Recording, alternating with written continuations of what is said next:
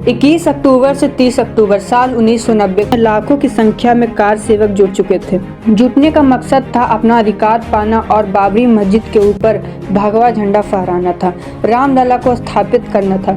यही आग लेकर कोलकाता से 200 किलोमीटर पैदल चलकर दो भाइयों का आगमन होता है अयोध्या नगरी में। जब कार सेवकों का सहलाब 30,000 पुलिस वालों को ढकेल कर जब बाबरी मस्जिद में घुस जाते हैं, तब सबसे पहले यही दो भाई बाबरी मस्जिद के ऊपर चढ़कर भगवा झंडा फहराते हैं और राम के नाम की पहली गोली खाने को तैयार हो जाते हैं। अयोध्या में बन रहा भगवान श्री राम का भव्य मंदिर 500 वर्ष के संघर्ष का इतिहास है, जिसमें सबसे बड़ा और सबसे संघर्षशील इतिहास कोठारी बंधुओं का भी है।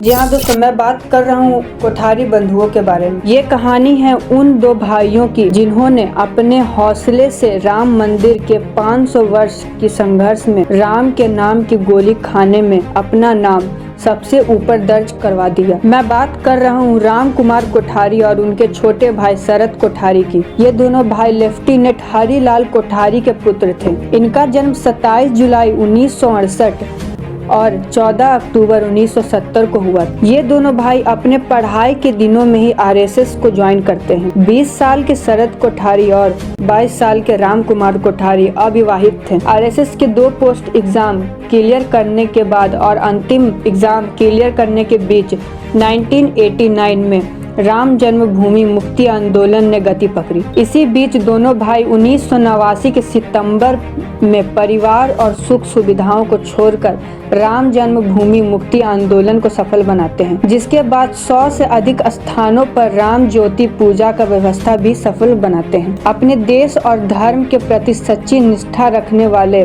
कोठारी बंधुओं की ये तो शुरुआत थी। राम और शरद कोठारी राम मंदिर निर्माण कार्य और राम मंदिर आंदोलन के लिए पंजीकृत होने वाले सबसे पहले व्यक्ति थे।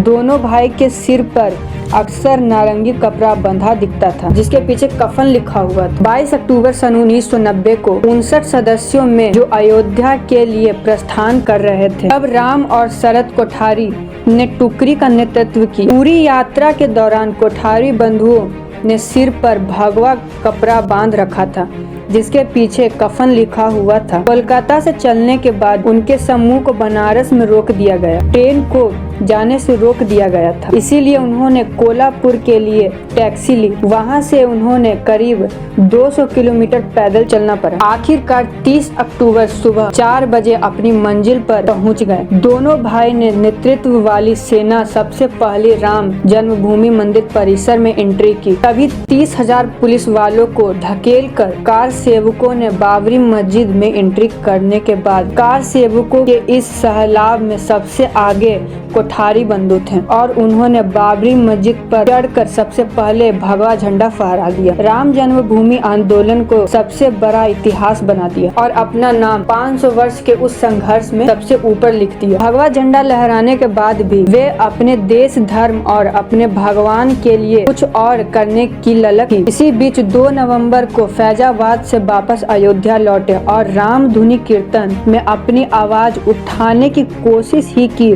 तभी वहां के प्रशासन ने निहत्थे और निर्दोष राम भक्तों पर अंधाधुंध फायरिंग कर दी, जिसमें सैकड़ों लोग मारे गए, जिसमें बहुत सारे राम भक्त और कार सेवक भी थे। युद्ध में अयोध्या नाम की एक किताब के मुताबिक ये दोनों भाई फायरिंग के बीच बचते हुए एक घर में छिप गए। तभी सीआरपीएफ के एक इंस्पेक्टर ने शरद को खींचकर रोड पर ले आया और उसके सिर पर गोली मार दी। छोटे भाई की ये हालत देखकर राम कोठारी तुरंत कूद पड़ा। तभी इंस्पेक्टर ने उसे भी गोली मार दी, जो उसके गले को चीरते हुए निकल जाती है और 2 नवंबर 1990 को कोठारी बंधुओं की मृत्यु हो जाती है। और राम के नाम पर गोली खाने वाले, अपने देश धर्म के लिए गोली खाने वाले कोठारी ब्रदर्स का भी नाम 500 वर्ष के संघर्ष में जुड़ जाता है। 4 नवंबर को सरयू नदी के तट पर इनका अंतिम संस्कार किया जाता है। वहाँ पे जब इनका अंतिम संस्कार किया जा रहा था तब हजारों कार सेवकों और हजारों लोगों ने भगवा कपड़ा ओढ़े कोठारी बंधुओं की अमरता की गुहार लगा रहे थे। राम मंदिर के 500 वर्ष के संघर्ष में कोठारी बंधुओं ने अपना नाम इतिहास में लिख दिया था। 500 वर्ष के संघर्ष में कितनों ने अपने हक के लिए